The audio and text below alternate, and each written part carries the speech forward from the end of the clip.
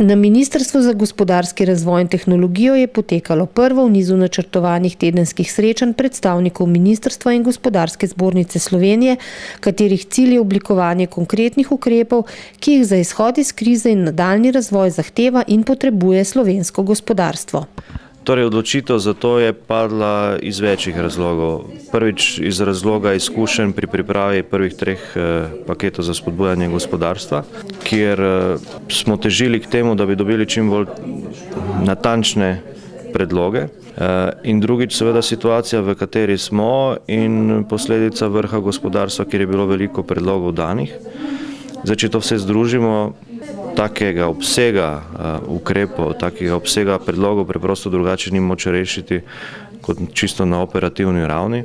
Sam sem se tukaj priključil, ker mislim, da je to pomembno, da v relativno kratkem časovnem intervalu pridemo do konkretnih rešitev v konkretnih zakonskih predlogih, tudi podzakonskih aktih, tudi mogoče kakih drugih dokumentih, ki so pomembni, denimo za gradbeništvo. In skozi 4. paket potem vlada skozi proceduro to tudi realizira. Želel bi, da smo čim bolj konkretni, čim bolj natančni in da vse te probleme, ki jih imajo gospodarstveniki, čim bolje implementiramo v zakonodajo.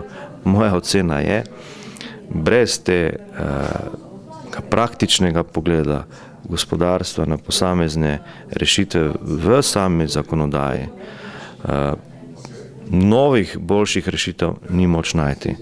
Ne moremo računati na ljudi zaposlene na ministrstvih, uradnike, da bodo z izkušnjami, ki so pri tem pomembni, iskali prave rešitve.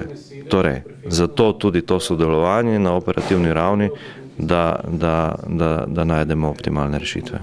Kakšni so občutki po prvem sestanku? Zelo dobre. Ja, na današnjem srečanju, ki je bilo zelo konstruktivno, smo zastavili prve točke, ki bomo čisto aktivno obravnavali že na naslednjih petkovih srečanjih. Mi pričakujemo, da bomo v naslednjih tednih že oblikovali prve čisto konkretne zakonodajne predloge v zvezi z našimi ukrepi za izhod iz krize, tako da smo zelo optimistični glede naslednjih tednov.